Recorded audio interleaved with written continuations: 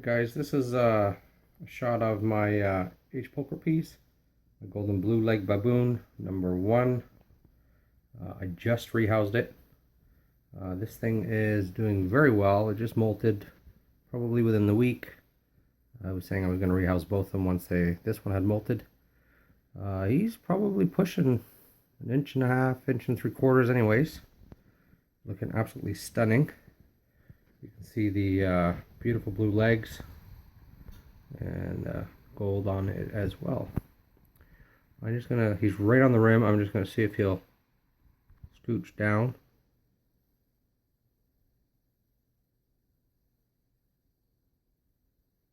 Oh, buddy, get your lid on. Oh, yeah, right to the other corner. All right, guys, we're just gonna leave this one. I'm gonna poke his legs down. Generally, if they're in their own enclosure, they're not too bad, but he doesn't feel his web here anywhere, so he's going to be a lot more skittish than usual, and he might bolt over the top. And as we all know, these guys are fairly hard to come by, especially here in Canada, and they're quite expensive, so I don't want any mishaps with this one. Let's go on to the next guys. Okay, and this is a look at my H poker piece number 2. I just switched him over to. Look at those legs, guys. Unbelievable. Just stunning. Sorry, I was just taking a picture there, guys. I have these guys in small breeder bins or breeder boxes, the Exoterras. I got half of peat moss and cocoa fiber. Just put a leaf in there, a little hide. It's just bark, but they can get under. I didn't show you the other one because he's a little skittish. And I got a good sized water dish. It looks really big, but it's not that big. It's just a little sauce cup. No worries about your teas drowning. I know there's a lot of talk about that, but these guys are perfectly fine. I might even just put a little rock or something in there to, more so for if a cricket gets into it or something, so it doesn't drown. Anyways, guys, there's a good look at him or her. As I said, I have 2 of these guys. I actually picked these guys up off Reptile Boy 91 several months back, and they are doing absolutely amazing. I just was his old enclosure. There's an old molt there. They weren't too small, but they were starting to web up the top, and I decided, you know what, I'm going to give them more room. So hopefully they'll burrow in here. As you can see, it's almost full of substrate. So they'll enjoy this. And sorry about the crazy shakiness, guys. But, there's another look. Okay, guys, let's see what else we have. Okay, guys, this is a look at my NNC. This is one that was in that little deli cup. I got this when I got my H poker piece, probably about 4 months ago. And I don't know if you guys can see that, but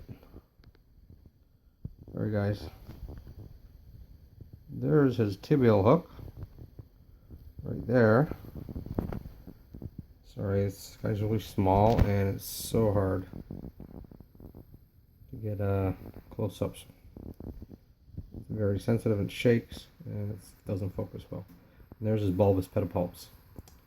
So I got this thing as a tiny sling from my buddy Patrick. I actually got 2. I put them together, and this one I believe ate the other one.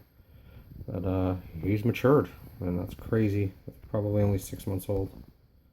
But he's doing well. I already have 2 mature males. They're in with my other 2 females. So unfortunately for now, I'm just going to leave this guy by himself because the other 2 males are fine together, and I don't know what will happen if I introduce this one. So maybe I'll use him as backup down the road if the other ones pass on or something happens. Not something happens, but I don't really think it'd be cool to have 3 males in there with 2 females. Anyways, guys, rehoused them into a breeder bin, small. Got a piece of log or a wood there, just actually a piece of bark. You can get under there. He'll web this thing right up. These things are great webbers. I've got a larger water dish here for him, and he'll be good. Anyways, guys, on to the next. Alright, guys, this one you don't see a whole lot. This is one of my Lempopalma nigerium slings. They were in these little cups I had. These guys are an arboreal species, but these guys, as they're young, they do burrow, and they've done nothing but burrow. So I have moved them up into one of the small Exoterra breeder bins. I guess they're called breeder bins. Stunning little tea. Very, very fast. I never see them. But I'm going to go ahead and rehouse the other one now. I don't want to leave the lid off because these things are crazy fast. And they're old world too, so don't want them getting out. Anyways, guys, on to the next. Alright, guys, there's my second Lumpopalma Nigerium. This one just a little bit smaller than my other one. I'd say it's about 1.5 inches maybe. But I find these guys are very slow growers. I don't know if it's because they burrow so much. They're very reclusive. I mean, they're doing well, but I don't find they're growing too fast. Most of my teas, as most of you guys know, they grow fairly fast because I feed them quite a bit. But these guys just seem to be a lot more reclusive than most of my other teas.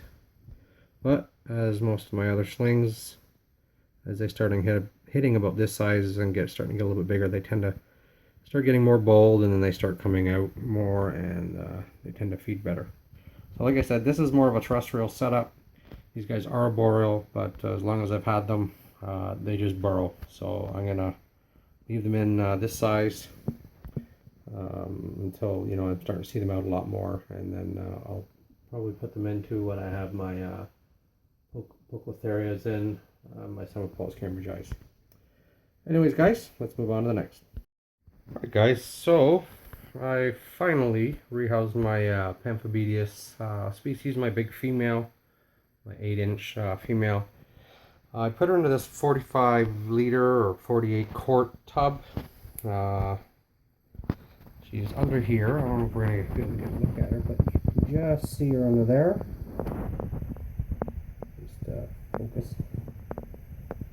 As close as I can get. Yeah, there she is. She's small, but she's a big girl. So I just rehoused her in here probably about 2 or 3 days ago. Like I said, just a big tub. I vented it out all around the sides. This lid action, or the top, is a little different, as you can see. It doesn't have clasps, but it's like my dubias, my roaches. It just doesn't close like that. It actually closes in itself like this, and then it snaps down. I've never kept a tarantula in something like this before, but generally tarantulas will crawl up the front here and, you know, push up here. I can't see her getting in the middle and pushing, because I mean, she can't really push. So I'm thinking this is going to be okay. And anyways, I mean, for this one enclosure, I have my roaches on top of it, which are over here. I moved them into the same type of style bin. They needed more room, so I'm not going to take that out right now, but as you can see, I got a lot more room. They used to be in this size enclosure here, but you know, I needed more room for them, so I rehoused them. But anyways, like I said, I mean, this is a good size tub or tote, whatever you want to call it, storage bin container. As you can see, you know, it's more than half full of substrate. I got a mixture of peat, cocoa fiber. I think I got some black earth in there and a little bit of sand. I actually use a lot of the stuff from her old enclosure to do this, and I rehoused my Poecilitherias as well, my large ones.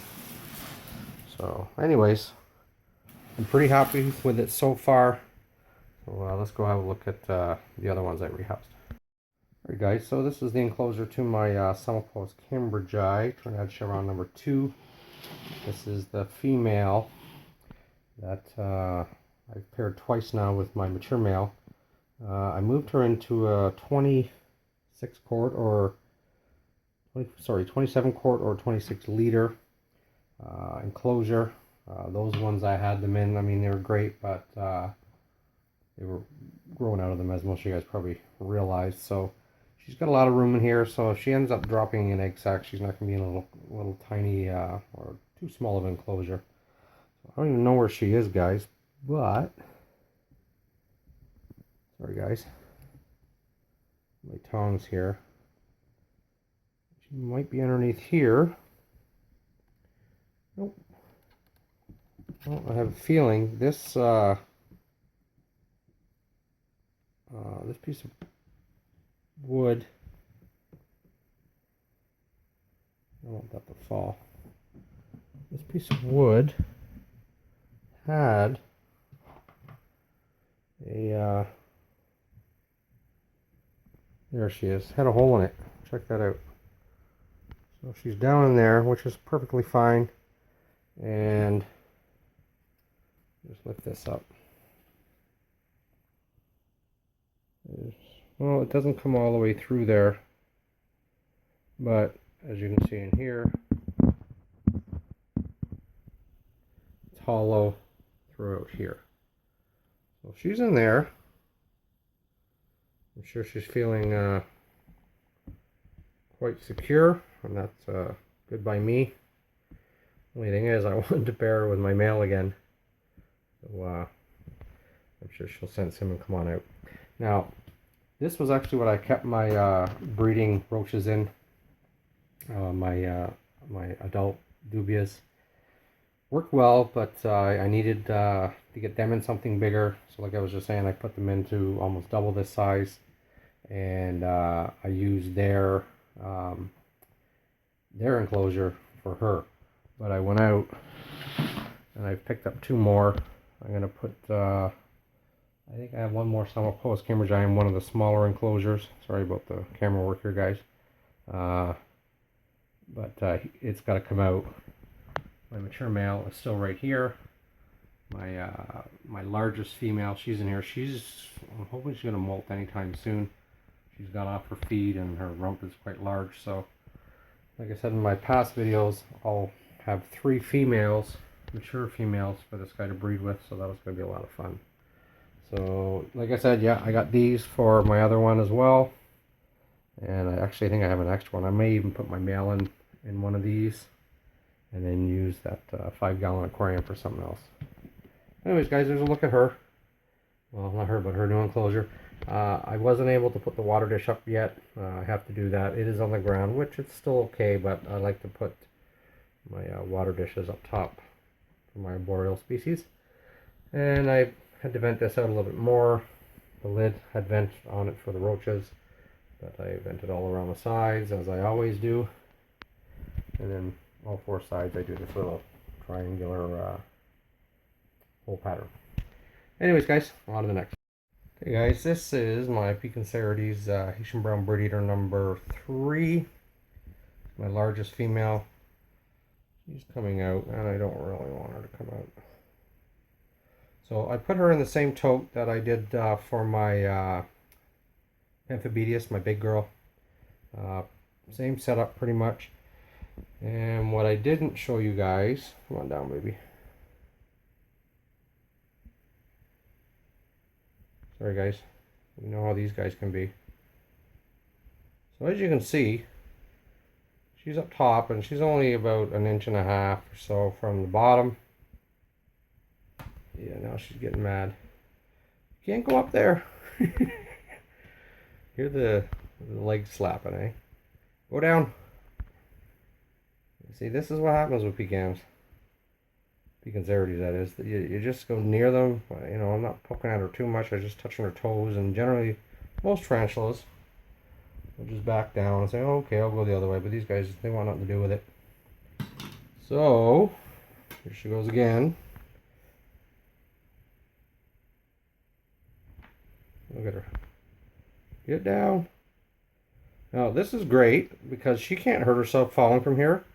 But this was my concern with them being able to get so close to the top. It doesn't make it fun for me. There we go. She's down again. So, I don't know what I was talking about. I was talking about this enclosure. So, like, if she falls from up here, she's not going to hurt herself because she's fairly close to the top. Again, if you look here, guys, that's at least half full of substrate. These guys can burrow if they want to. I'm going to zoom in here. You won't be able to see the tarantula. Oh, look at her. She's all angry. Chelicera is spread, which is what her fangs are attached to. But I just put a piece of bark across there.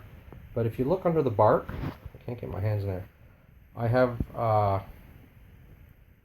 an enclosure in there, which is this is actually what I used to keep. I bought a couple extras, but I keep my Psalmopoeus arminias. I have some of my what is it? My arminias and my Psalmopoeus pulchers, and you guys know what I'm talking about. I use them for my smaller arboreals. I put that in the enclosure, filled inside of it, and then I built up over and around it. So this way, the tarantula can get down there and feel secure and hide. It can still dig. I mean, it's half full, the width of it anyways. So it can continue to dig down. It's going to hit bottom at some point. But there's no worry about this caving in on her. Because sometimes, we'll pack it down, we'll dig it out, start a burrow form. But then generally you got to keep it quite humid or damp to keep that structure. And then what happens is the the dirt can cave in on the tarantula. So I decided, you know what, I don't want this to happen. I did have a problem with grain mites. I don't see any anymore, or I don't see any anymore, if that makes any sense. But I tended to keep my tarantulas on the more humid side, the ones that needed it. But that's not great for mites and stuff like that. So I decided, you know what, I'm going to do this. I'm still going to, spray it down, but I don't have to soak the substrate so much to keep the humidity up, and also to keep that form, the tightness of the substrate so it doesn't cave in on them. So I came up with this. I did it with this one. I did it with my other Pecenserides, and I also did it with my what do you call her? Formicivus, not Formicivus, my Pampobedius, big girl. So that way they have a nice secure place to hide. People won't even notice it because you can't see it. It's covered with the bark and the substrate, and it's not going to rot. It's plastic. No mold or anything, just start down there, and that hide down there where she is, where the tarantula is. If you spray it down, it's not going to soak through because of the plastic, and you shouldn't have any mold problems down there. So anyways, I'm rambling, guys. Let's see what else we got. Take a good look at her again first. There she is, big beautiful girl. On to the next. Okay guys, same idea. This is Formicivus Cancerides, Haitian Brown number 4. Get down, baby. Again, I'm not trying to tease her, guys. I just want her down. Again, she's up top here. It's a little higher here. There's a good drop to the ground here, and I don't want her going over there. So same setup as the last one. As you can see down there, just the right of the burrow there, you can see a little bit of the plastic exposed, and they're seeming to really like it here, or in these enclosures. So I'm not going to stay on her too long because I just did a whole bunch on the last one. Same idea, same setup, and I think I don't know what I'm trying to say here. I meant to grab my tape measure to measure the size of this bin, but I forgot it. So, but it's it's probably, let me just see here. 8, 16. It's probably 22 inches long, and probably 12 inches wide. So that's a good bit of ground space for a terrestrial tarantula. And this tarantula here, she's a good 7.5, maybe 8 inches. So you can see the space she has. I picked these up at Walmart, these containers, for $7. I think it was $6.49 or $7.49, but under $8 anyways. And I thought, you know what, I'm going to give them a go. So I'm just going to close this, and I'm going to show you the lid again. Come on, baby, down. You're okay. Let go. Oh, she just kicked. Yeah, I'm just going to show you guys. Oh, she's kicking like crazy. I don't want her leg to get stuck there. But the lids, I went the wrong way. Sorry guys, I hit my stop button by mistake. But like I said, with these lids, they can't push up on the sides, okay? It comes apart in the middle. Now, if you stack these, it's fine. Nothing's going to happen. They can't push it up. And with my roaches, because they're stacked, I vent it out all around here because the enclosure actually sits, another enclosure sits on top here. And this here part is, you know, you can vent it out and it's going to be some airflow. But I mean, I did the all around the top on these. But if you only had one of these, or if you didn't want to stack them, guys, you could put, you know, a piece of slate rock or something on here. You could even get that Velcro, you can get it at the dollar store, you know, double side. You put one here, you cut it obviously, and you could Velcro this close, so it's not coming up. I really don't think a tarantula is going to be able to open this to push up on it. Like I said, because they're going to do their pushing from the end, the sides here, and they can't push up. It's got to pretty much come from the middle. But anyways, like if it was a snake or something, yeah, absolutely it's going to push up in the middle. But they have no leverage in the middle to push up, so I can't see them getting out. Anyways, guys, that's enough on these guys. We'll move on to the next. Alright guys, so as most of you guys know, I had a mealworm colony and I ended up getting grain mites. So I destroyed it. So I sort of, well, not sort of, kind of, I have like 5 or 6 of these superworm beetles. And they were in something a little bit smaller. I just rehoused them into here. And I noticed, actually, if you look right here, this is one right here. There's a baby superworm right there. He must have been stuck on this paper towel. They kind of like to hang out on this. It gives them something to climb on. And who knows, they might even be laying eggs on there. There's a tiny baby superworm. And over here, zoom out, this is where I put the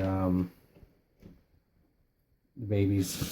The beetles had laid eggs in here. They've been, well, not in this, but they were in this, half of this, what do you call this stuff? Blank. It's not oatmeal. I think it's wheat meal or something. I don't know, some type of wheat. I poured it into here with also some new stuff. So I'm just going to see if I can see or get you guys a look at some of these babies. There you can see right there, I just moved where the carrot was. And it's just crawling with babies. So I don't know how many's in here, but I'm sure there's hundreds anyways. You can see, you just got to look at the cereal or whatever it is here. I'm blank, guys. I forget the name of this stuff. We all know what it is. It's just crawling. You see it moving. That means that there's a baby superworm moving underneath it, and it's making the wheat, I think wheat bran or whatever it is. You can see it moving.